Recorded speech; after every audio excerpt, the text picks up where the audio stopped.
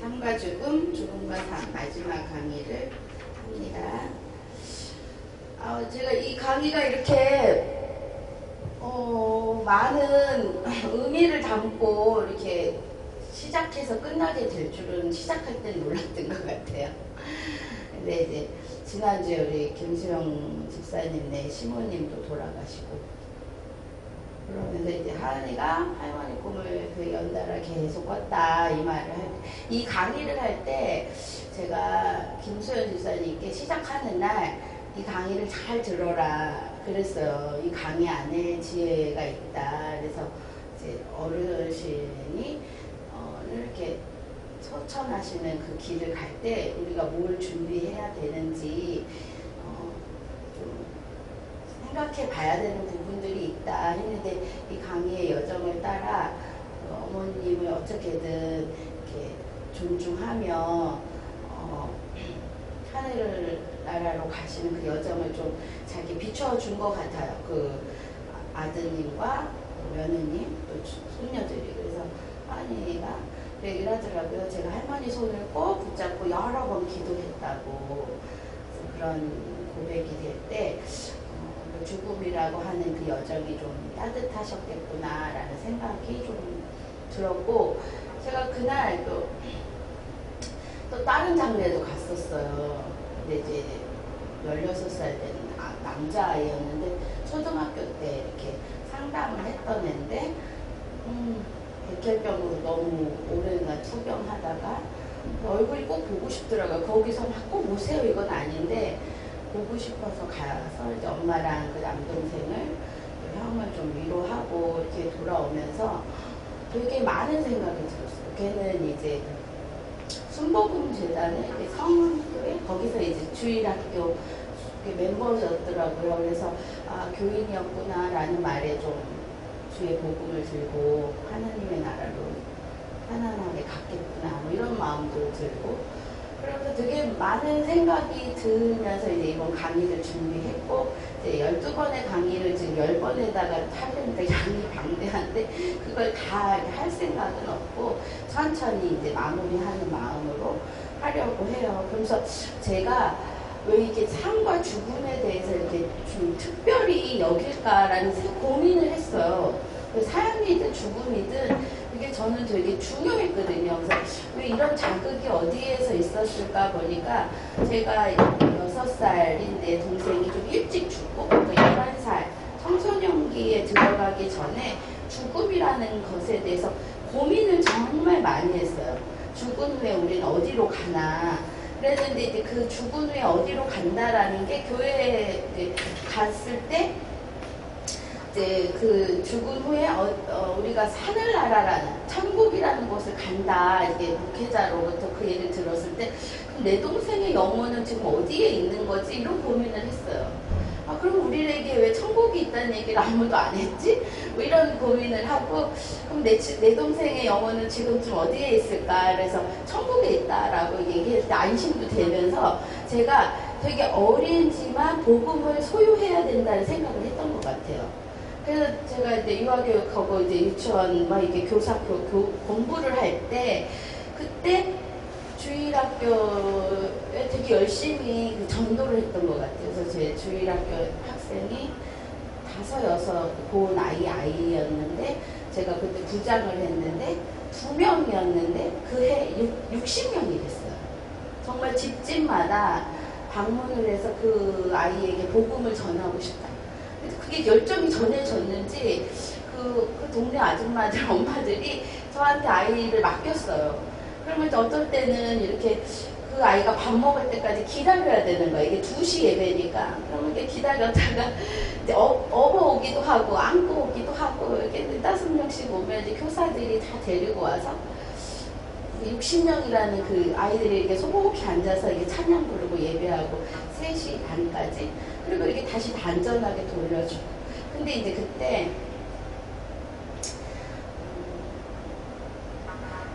6살인 아이가 있었는데 걔도 이제 오고 싶지 않다는데 그냥 밥을 먹어서 꾸역꾸역 먹고 이제 온다고 해서 좀 치고 기다리고 이제 예배가 늦어지면서 걔를 데리고 왔는데 걔가 그날 예배 드리는 중에 하나님 부르심을 받은 거예요. 6살짜리 꼬마가. 걔를 데리고 제가 막 경희 대학병원에 응급실을 막 뛰어갔죠. 근데 걔는 하나님의 나라로 간 거죠. 그러니까 제 등에, 제 품에서 걔가 하나님의 나라를 간 거예요. 너무너무 충격이었죠. 그러면서 도대체 내가 오늘 얘한테 뭔 일을 한 거지? 막 이랬는데 아무튼 얘기를 들어보니까 그 엄마는 선생님의 어떤 것이 아니라 자기가 얘 심장을 순복음 재단으로부터 기증받았다는 거예요. 그 심장병 어린이 재단으로.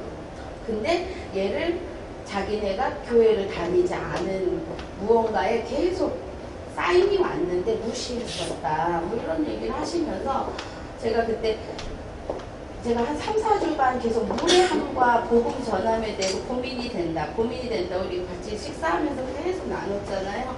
그러니까 그 고민을 그때부터 제가 한 거고 지난주에 그게 좀 자극이 온 것 같아요. 무례함과 복음을 전하는 것 사이에 나는 뭘 선택해야 되느냐.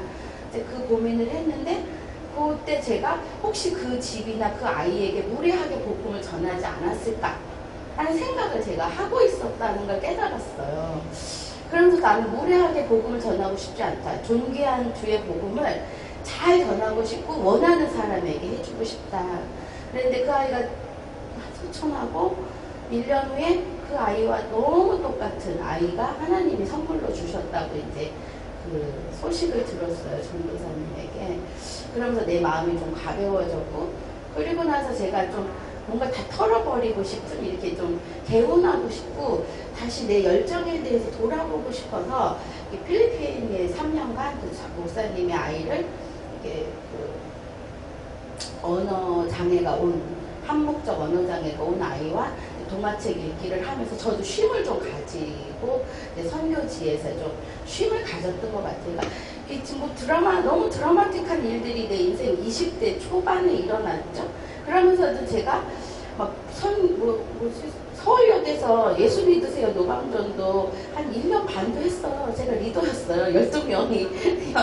그러면서 진짜 이 복음의 열정은 있는데 좀 어떻게 이거를 전할까 라는 고민을 지금까지도 해요. 그런데 이제 지금 와서 돌이켜 보니까 제가 상담이라고 하는 게 정말 나이스하게 복음을 전할 수 있는 도구다. 그것이 나에게 있는 건 은혜다. 아까 이제 우리 김성훈 목사님도 덕담해 주셨지만 그 존중하면서 그 사람에게 복음이 필요하고 갈망하는 사람에게 내가 전할 수 있는 도구를 위해 제 20에서 지금 50 중반까지 정말 고민하고 한 발 한 발 온 게 현재인 것 같아요.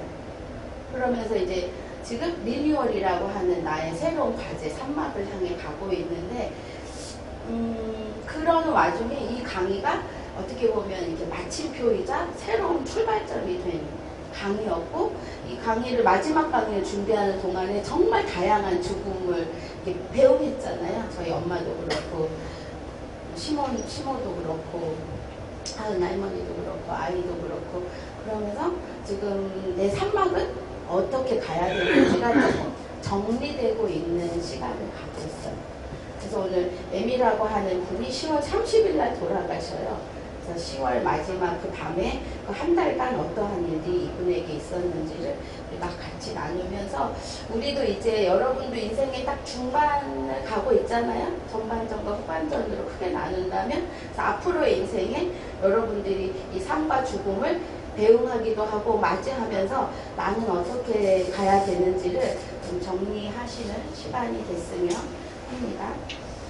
자, 이제 생명나무와 거룩한 성에 참여하는 것이다 라는 거예요. 삶과 죽음은. 그런데 되게 여기서는 더 어려운 얘기가 있어요. 누구든지 이 두루마리의 예언의 말씀에서 제하여 버리면 하나님이 두루마리에서 기록된 생명나무와 거룩한 성에 참여함을 제하여 버리겠다. 그러니까 받아들이지 않는 말씀을 받아들이지 않고 자기 마음에서 제하여 버리면 가차없이 제하여 버리겠다라고 하는 하나님의 명령도 분명히 있다라는 거예요. 거기에는 이렇게 뭐 떨이다, 뭐 누구든지 이렇지 않다는 거예요. 분명한 선언이 있으시다. 이게 되게 중요하고요. 그러기 위해서는 우리는 끝없이 보이지 않는, 아침에 김수현 집사님 이렇게 되게 많은 고민을 하고 대표 기도를 하셨는데, 보이지 않는 것을 보이지 않지만 신뢰하며 가는 게 너무나도 중요하다라는 거예요.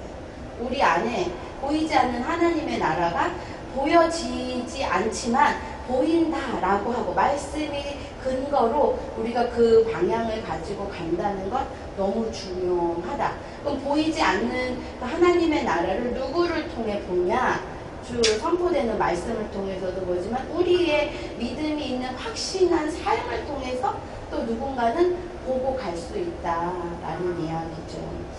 에미가라는 이 분이 13일 날에 너무 공포에 휩싸이는 꿈을 꿔요. 근데 죽음이 앞으로 오니까 어찌 편안할 수 있겠어요. 그래서 막 불이 꺼져가고 있는, 그래서 막 남은 2개의 나무 조각을 그 불에 이렇게 넣으면서 다시 불타게 하고 싶다라는 것을 꿈으로 꾼다라는 거예요. 그거는 이 나무 두 조각이라고 하는 건 한 조각은 의식의 불을 말하는 거고 한 조각은 무의식의 불을 말하는 거라고 이제 분석을 받아요. 그래서 우리가 생에 남은 순간까지 최선을 다해서 우리 생을 불태워야 하는 게 하나님에 대한 신뢰라는 거예요. 이 죽음이 가까이 올 때 도망가는 사람도 상당히 많다라는 거예요. 그 죽음에 대해서 맞이하지 않고 회피하고 도망가는, 뭐 자살이 그 대표적인 예이겠죠. 그럴 수 있다. 근데 끝까지 내 생에 남은 한 조각의 숨까지도 우리는 쉬어내야 된다. 그 하나님이 우리에게 주신 명령이기 때문이다. 그래서 이 빛이 그 어둠을 몰아내고 무의식을 지배하고 있는 이 어둠에서 우리가 의식으로 이렇게 자기 자신을 이렇게 헌신해야 된다라는 게 지금 이 꿈의 이야기겠죠. 자, 보이는 것과 보이지 않는 것 세계 안에서 보이지 않는 것에 대한 두려움이 훨씬 커요. 우리가 보이는 도시에서보다 보이지 않는 숲속에서의 어둠이 크듯이 우리 겉에 보이는 어떤 외부의 갈등보다 내면의 갈등이 훨씬 우리 많은 에너지를 잡아먹거든요. 그래서 그러한 내면 아이에게 계속 에너지를 주는 것, 자기 안에 있는 신성한 좌정하신 예수 그리스도 앞에 늘 끊임없이 경배하는 것. 오늘 설교하신 김성호 목사님, 어려운 가운데에서 내 편이 되신 하나님을 붙잡고 이렇게 간다라는 것이 얼마나 큰 신뢰가 당신 그 하나님께 있을 때 이것이 가능한가라는 이야기인 거죠.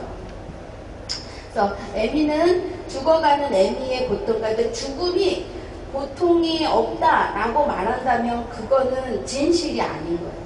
진실로 고통스럽고 두렵고 어렵지만 생명나무에서 온 땔감을 계속 내 삶에 넣는 것들이 너무나도 중요한 헌신이다. 그런 것 같아요. 이렇게 늙어가는 것, 쇠퇴해가는 것을 받아들이는 것처럼 아름다운 거는 없는 것 같아요.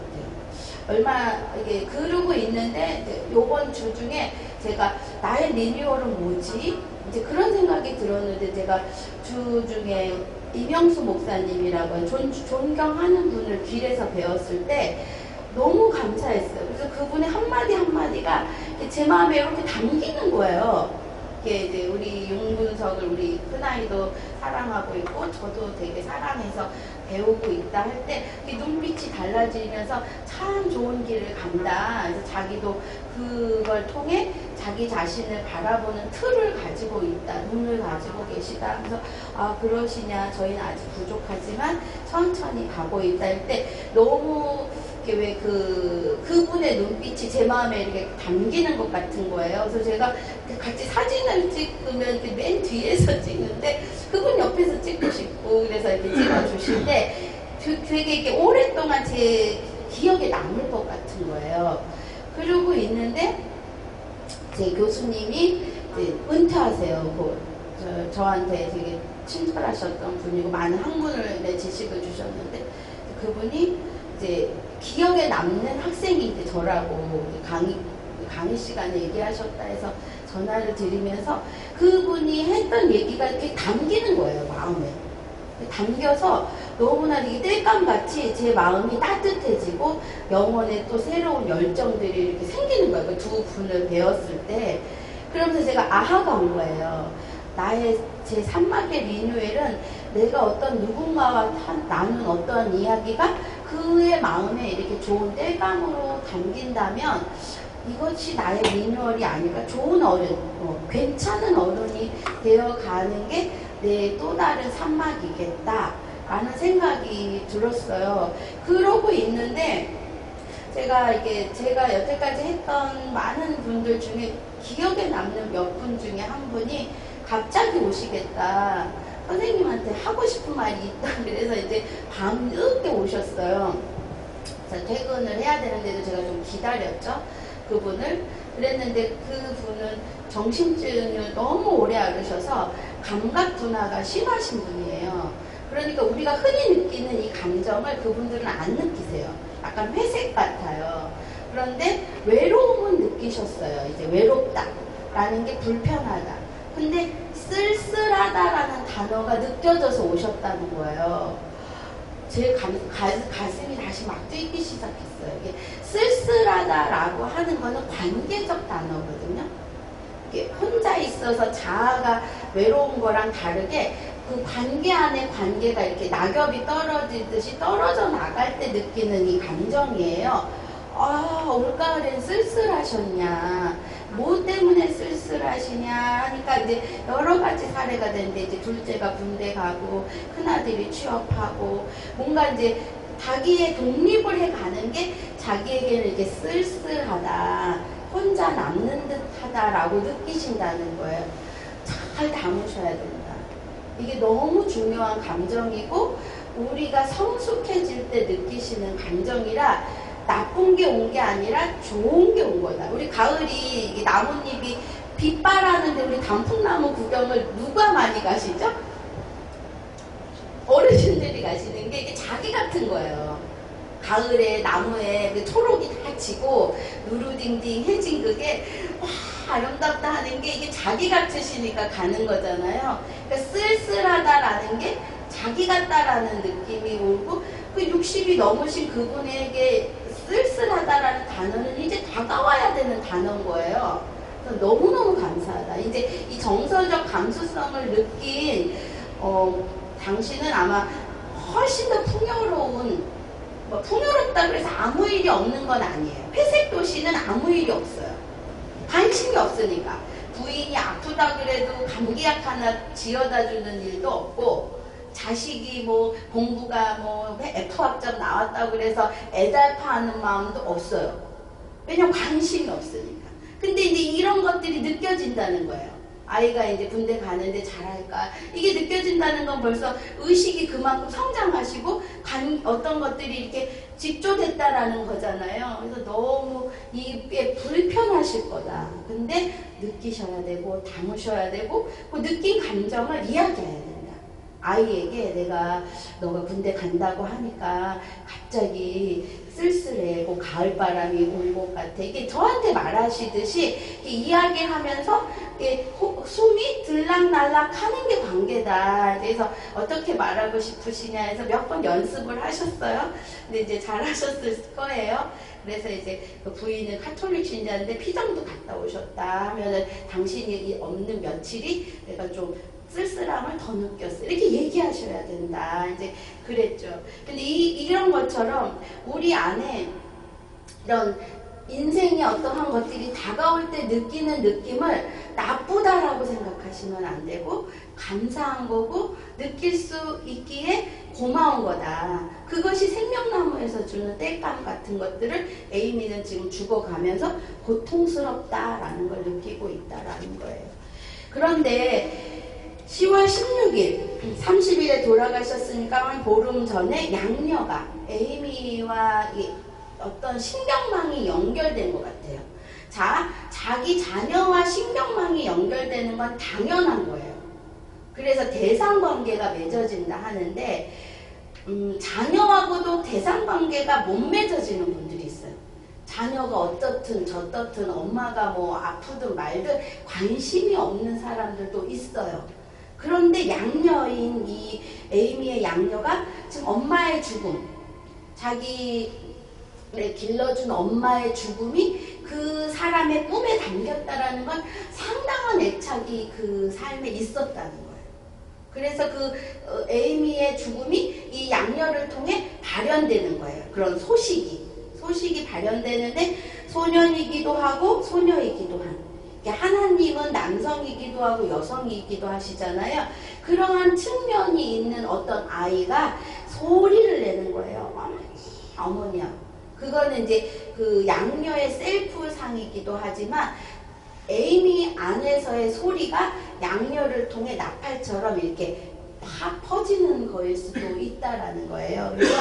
그래서 깜짝 놀라서 이제 울기 시작하는 거죠. 그만큼 강력한 꿈이었다는 거예요. 일어나서 울 만큼. 그래서 이제 양녀는 자기 엄마 에이미라는 어머님의 죽음이 곧 임박했구나라고 이제 받아들이기 시작한다라는 거죠. 그래서 잠에서 깨서 이제 의식해야 되고 내면의 아이, 신성한 아이가 그 에미에게만 있는 게 아니라 어디까지 전달됐다는 거죠. 그 에미의 마음이 그 양녀에게까지 이렇게 전이가 일어난 것들이 이제 시작돼서 용심리학은 조금 특별한 게 뭐냐면 집단 무의식을 말해요. 우리 한 사람의 영혼 안에 있는 것이 각 사람들끼리 연대한다. 그 집단 무의식 안에 파워, 힘이 놀랍다라는 것들을 용은 주장하세요. 그리고 저희는 알 수 있죠. 우리가 어떤 중보라고 하는 게 이 집단 무의식이잖아요. 내가 여기서 기도하면 지금 그 김창호 목사님을 왜 우리가 만약에 중보한다라고 하면 우리의 중보가 그 먼 곳에 있는 목사님의 건강을 위해 이렇게 다시 이게 하나님의 응답이 있을 거다라는 걸 믿으니까 그게 우리의 애가 아니라 우리의 기도가 하나님께 가고 하나님께서 그것을 이렇게 들어주시는 것들을 우리는 활용하고 있는 것처럼 우리 안에 있는 이 영의 놀라움이 꼭 우리 안에서만 머물지 않는다. 많은 영향들을 준다. 전 세계와 연결될 수 있다라는 것을 우리는 믿고 가고 있죠. 그러고 났는데 이제 분석가가 이제 에미를 방문해요. 그러니까 이제 돌아가실 날이 되니까 인종에 앞서서 어느 순간이 올 것들을 다 예측하면서 이제 움직이는데 에미가 꿈을 얘기하죠. 레이스가 장식된 수놓은 아마사천으로 만든 커버가 있는 침대를 정리하고 있다. 우리가 이제 수의를 입잖아요. 그런 것처럼 죽음에 대한 자기의 어떠한 것들이 이제 준비되기 시작하고 아마사라고 하는 게 되게 민담에서는 이제 여성성을 상징하는 아주 고결한 옷이라고 해요. 우리나라의 삼백 같은 느낌의 이제 이 어떤 뉘앙스가 담기는 것 같아요. 자, 그 다음에 이제 23일 날은 에미의 꿈이 이제 해석되어지는데 그 꿈이 이제 분열, 두 가지에 나누어졌던 분열들이 치유되고 하나가 되는 완성에 이르는 것들을 간다라고 분석가는 이야기하고 있어요.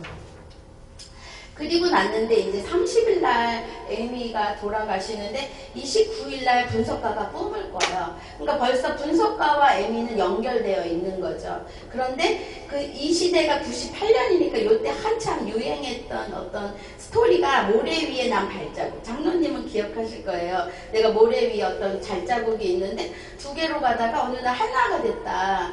근데 내가 주님이 이때 나를 떠나셨나 하고 보니까 주님이 나를 업고 걸으셨다. 이제 그 예화가 한동안 유행이고 저도 이 예화를 되게 이렇게 좋아했던 예화인데 그때 이야기를 들려주러 너의 지금 이 순간 주님이 너를 안고 업고 이 모래밭을 걷고 계신다라는 얘기를 해주려고 이제 그 임무를 완수하기 위해 이제 병원에 방문했다라는 거죠. 그리고 나니까 에미가 이제 자기가 꿈을 꿨다라면서 이제 창문 근처 커다란 식탁에 커피를 만드는 기계가 있는데 금으로 만든 작은 에스프레소 커피잔 컵이 있었다. 이게 되게 중요해요.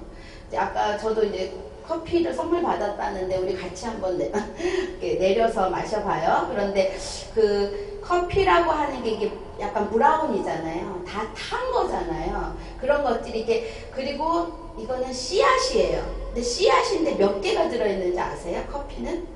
2개의 씨가 이렇게 마주하고 있어요. 보리같이 생긴 게. 그러니까 우리의 자아를 이야기해요.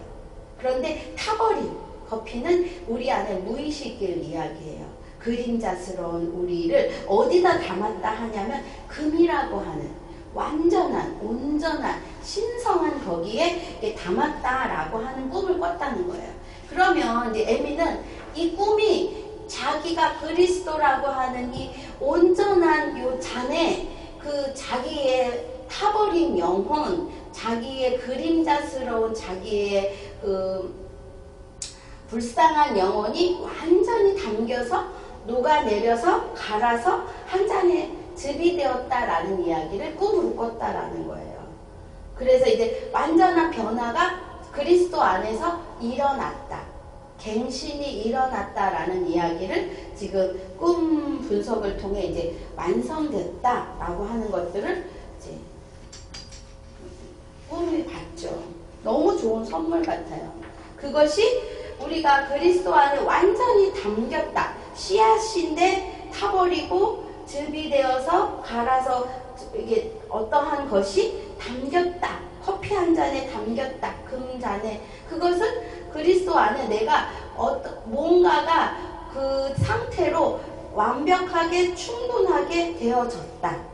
라는 이야기들을 하죠. 이게 이제 결혼과 맞물려서 해석을 하시더라고요. 그래서 우리는 제가 그 혜정씨 그 아이의 엄마를 이제 어떻게 담아줄까. 우리 교회도 한번 오셨었어요. 그분이.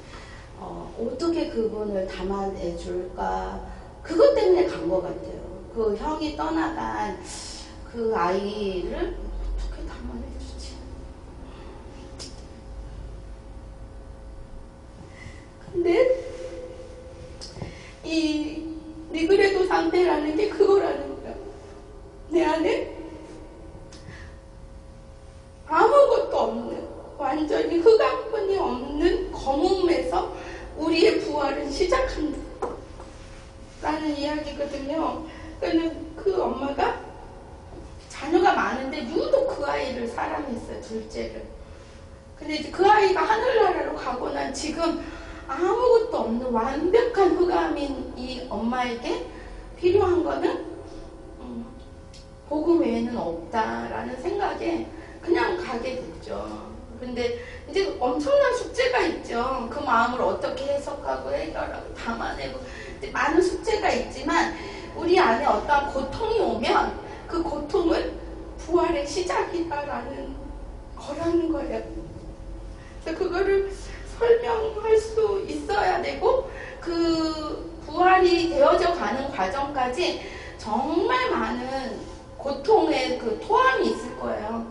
그거를 담아내는 게 교회 공동체다 라는 생각이 들고 그 고통을 담아내는 동안에 견디지 못하고 튕겨나갈 수도 있고 다시 나갔다가 다시 돌아올 수도 있고 그럼에도 교회는 그 자리에 그대로 존재해야 된다 라는 거죠. 그래서 그러한 이 니그레도의 그 온전한 변한 관계를 에미는 평생 살아냈고 이제 금잔에 담긴 하나의 에스프레소가 되어서 하나님의 나라로 갔다라는 거죠. 우리는 그 에스프레소가 되기 위해 지금 이 고난의 이 자리에 뭔가 어느 단계를 가는 거죠. 이렇게 볶아지는 단계가 되든 뭐 갈아지는 단계가 되든 아니면 그냥 튕겨나간 뭐 에스프레소의 알맹이가 되든 우리는 그 과정을 지금 우리도 주님을 향해 가고 있다라는 거죠. 그걸 통해 우리는 우리 안에 계신 신성한 하나님께서 주시는 오늘 말하면 감사라고 하는 어떠한 과정에서도 내 편이 되시는 그분을 향해 감사라고 하는 이 여정을 붙잡고 가고 있는 거죠. 그래서 좀 이 니그레도의 상태가 여러분의 삶에 왔다. 정말 죽을 것만큼 힘들다. 그때가 진정 그리스도께서 임재하신 순간이고 그리스도께서 우리에게 부활을 촉구하시는 여정으로 이끌고 계시다라는 것을 우리는 인생을 통해 배웠다라는 않고 해요. 그래서 제가 20살 그때 처음으로 열심히 부장이 돼서 애들을 60명을 모아놓고 예배드리는 그 순간, 그 아이가 하늘의 부르심을 받고 소천을 한 그 순간부터 어떻게 하면 조금 더 나이스하게 존중하면서 무례하지 않은 방법으로 복음을 전할까라는 고민을 하며 제가 여기까지 왔지만 앞으로도 이 고민은 제가 죽는 날까지 계속 할 것 같아요. 그래서 그 고민에 아직 답은 없지만 저는 그 생각은 들었어요. 어제도 그렇고 그제도 그렇고 계속 누군가가 복음을 듣고 싶다고 찾아오는 분들이 꽤 많아지고 계세요. 자기 인생에 얼마나 많은 숙제를 놓고. 그럴 때 제가 이명수 목사님과 김준수 교수님처럼은 아니지만 그분들의 말이 제 안에 되게 이렇게 생명의 아까 나무처럼 장작처럼 따뜻하게 내 영혼을 데피는 따뜻하게 더 불태우는 사람이신 것처럼 나도 나의 이야기가 조금 더 그분에게 장작 하나를 줄 수 있는 사람이라면 충분하다라는 게 제 산막에 가는 그 목적의식이다라는 생각이 들고 있어요. 그래서 그러한 것들이 여러분에게도 여러분 나름의 장작들이 있으실 것 같아요. 살아온 이야기, 그리스도와 만났던 이야기들이 그 장작이 되어서 여러분과 또 주변을 좀 따뜻하게 복음으로 불태우는 시간이 되기를 바라요. 자, 그리고 아까 목사님께서 그러셨죠? 우리 예배가 상당히 은혜가 있다. 전 그래요. 우리 예배가 어떤 예배보다 훨씬 은혜가 있고 강력함을 제 스스로는 느끼고 있어요. 여러분에게도 그러한 시간일 거라고 저는 믿고 있죠. 자, 그런데 이제 이러한 것들이 그 그리스도가 우리 안에 오시고 우리가 마음을 열고 그분을 모셨기 때문에 일어나는 기적 같은 일이다라고 생각이 들어요. 그래서 29일 날과 이제 30일 사이에 에이미를 향한 분석가의 마지막 꿈이 있어요. 목초지가 넓은 곳에 에미를 보고 그 작별을 고하기 위해 그녀가 그냥 이렇게 서 있는 꿈을 꾸죠. 그래서 30일 날 사랑하는 가족들이 보는 가운데서 에미는 돌아가세요. 그래서 이게 98년도에 돌아가신 그분을 우리가 이제 올해 이렇게 어떻게 보면 애도해 드린 거잖아요. 전 이것도 되게 놀라운 것 같아요. 어느 스위스의 그 촌에 어느 할머니의 죽음이 지금 우리의 삶에 우리 엄마 또 수연 집사님 시모 하은이야 할머니 또 준혁이 뭐 이렇게 많은 사람의 죽음과 이렇게 함께 연결되어서 그 죽음을 대하는 태도들을 그분을 통해 우리가 배웠다라는 것 자체가 되게 놀랍다라는 생각을 가지고 있어요. 그래서 요즘 우리 목사님이 좀 아프신데 우리도 이제 죽음을 준비할 나이가 된 것 같아 이런 얘기를 해요. 멀지 않았다. 오면 맞이할 수 있어야 되고 그 맞이할 때 우리가 나이가 어리지 않다, 나이가 젊지 않다 이런 생각을 늘 하면서 하루하루 더 살게 하신 거에 감사하며 가야 된다. 그래서 우리 아이들이 이제 사역의 현장에서 자기 삶의 현장에서 광야들을 만나죠. 그럴 때마다 광야를 만났다는 것 자체가 성령이 임재하고 있고 성령의 충만함이 지금 와 있다라는 걸 반증한다라고 저희는 믿고 있어요. 그래서 그러한 영적인 돌봄을 할 때마다 우리가 떠났을 때 우리의 했던 이 한마디가 그 아이들의 삶에 어떻게 인생의 방향을 하나님께로 맞추는지를 조금 더 도움이 되는 장작이 되기를 기대하는 마음으로 삶을 나누죠. 그래서 우리가 내일 여러분과 내가 또 눈을 마주칠 수 있다면 그것은 엄청난 은총이라는 거라고 생각이 들어요.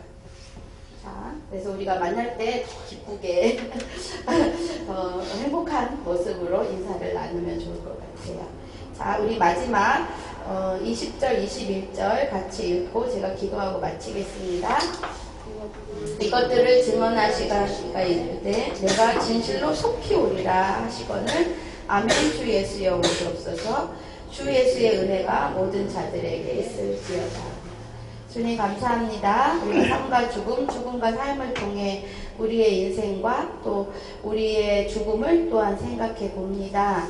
겸손히 주님이 오심을 우리가 기다리고 또한 의뢰하는 오늘이 되게 하여 주시옵소서.